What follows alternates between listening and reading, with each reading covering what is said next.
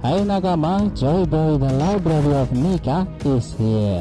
Nah, misteri terbesar abad kekosongan terus saja menjadi catatan menarik dalam sejarah yang berhubungan dengan kisah masa depan One Piece loh. Setelah ada beberapa orang yang diduga kuat mengetahuinya selain Rayleigh dan juga Rogers itu dan para kru Urut Jackson awal kala itu tentunya nih. Orang seperti Vegapunk, Profesor Clover meskipun belum sampai ke Laughtale sendiri, mereka itu digadang-gadang sudah mengetahui kebenaran tentang abad kekosongan itu. Paling tidak setengah dari kebenarannya. Hal itulah yang menjadi pengungkapan menarik dibarengi dengan buah iblis Hitoitonomi ternyata diincar oleh pemerintahan dunia ratusan tahun lalu. Apakah iya jika Hitoitonomi itu kasusnya sama seperti Mera-Mera Nomi yang muncul kembali setelah penggunanya tewas kala itu? Apa penyebabnya adalah Im Sama sendiri? Well, ini menarik untuk kita telisik bagaimana hipotesa dari Joy Boy itu berjalan dan bagaimana buah iblis itu bisa muncul lagi. Yuk kita mulai.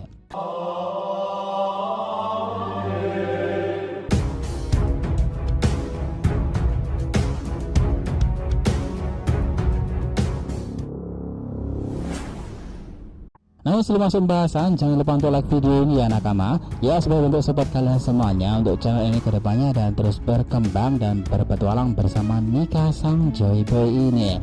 Nah jika sudah, terima kasih banyak dan mari kita mulai petualangan itu.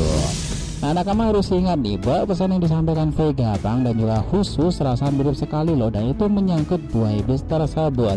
Vegapunk sendiri mengatakan sekarang ini bahwa 900-an tahun lalu seorang pemuda di kerajaan kuno bernama Joy Boy, dia memiliki kekuatan elastis seperti karet di tubuhnya itu. Sementara Husu mengatakan jika Nika digambarkan sebagai prajurit kebebasan yang memiliki tubuh sangatlah lentur.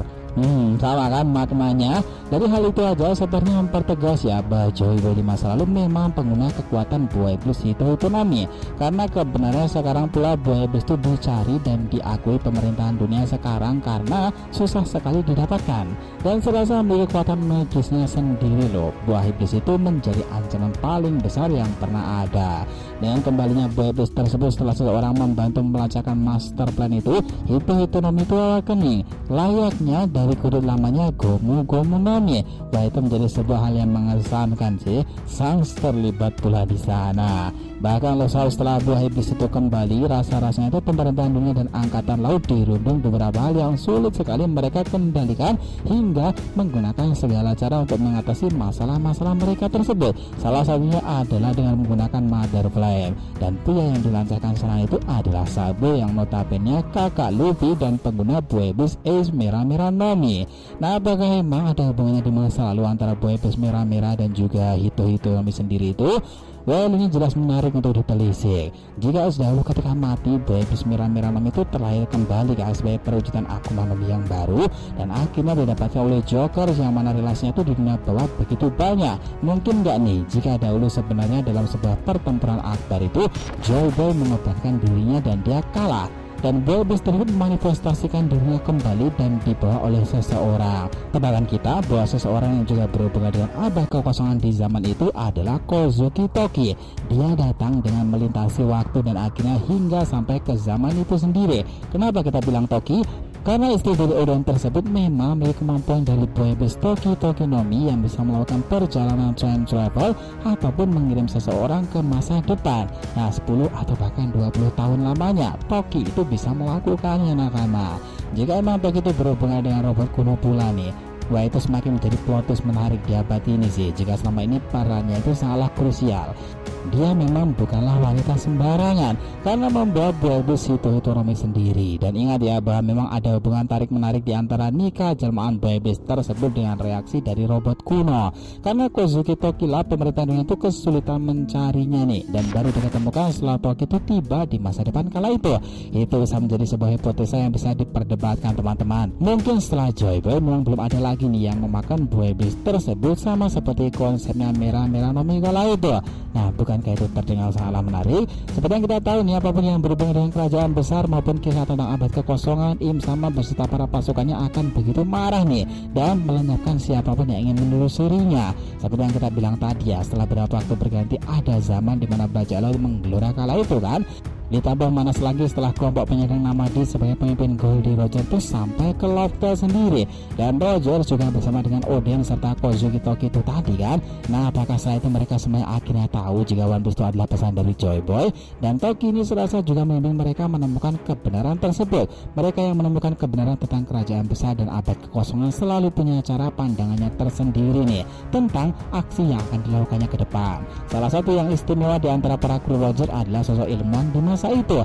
Dia belum pernah ke Loftel sepertinya, tetapi dia mengetahui kebenaran tentang pemerintahan dunia dan juga kerajaan besar di zaman Void of Century.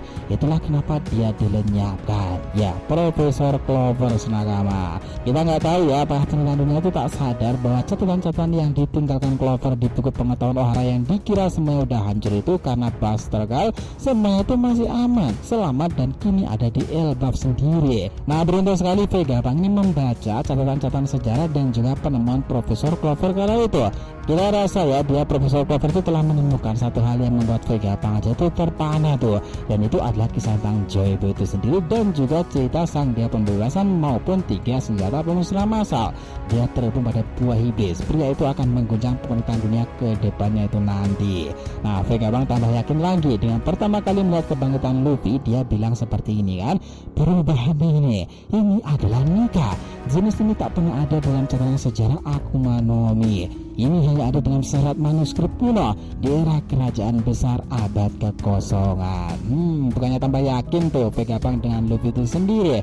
Bahkan dia menyampaikan deklarasi penyiaran kepada dunia baru kan, bahwa seseorang pemuda di zaman itu sangat berani dan memiliki tubuh karet sepertinya. Ini serasa dia ingin mengatakan bahwa Luffy lah sang pembawa perubahan dengan nikahnya di era ini. Putra Dragon ini fakta sudah pernah turun ke medan pertempuran Marineford. Dia bahkan kembali ke sana lagi membunyikan lonceng Oxpel berkali-kali dengan tanda perlawanan untuk pemerintahan dunia. Dan tahu siapa yang membersamainya? Ya, sang legenda wakil raja bajak laut yang paling menakutkan di zamannya itu, Mayo Silver Rally, gurunya sendiri. Dari sana aja sepertinya kayak tinggal menunggu waktu aja ya teman-teman. Meskipun Im Sama itu terlihat santai nih dulu di balik singgasananya ini, tetapi di balik seluruh jubahnya itu dia harusnya juga ngerasa panik atas banyak kejadian yang tak terkontrol akhir-akhir ini nih. Bisa aja Nika inilah yang menjadi lawan terberat Im Sama ke depannya loh. Dia yang dianggap Joy Boy di era ini, pria yang siap untuk melengsarkan tahta sang raja dunia sendiri. Sepakat nakama. Terima kasih banyak ya telah mengikuti cerita ini sampai akhir. Jika kalian punya pendapat, langsung aja komentar di bawah sini dan kita akan usahakan respon, oke? Sampai jumpa di video selanjutnya nakama, dan Joy Boy sang Nika telah kembali ke peradaban One Piece.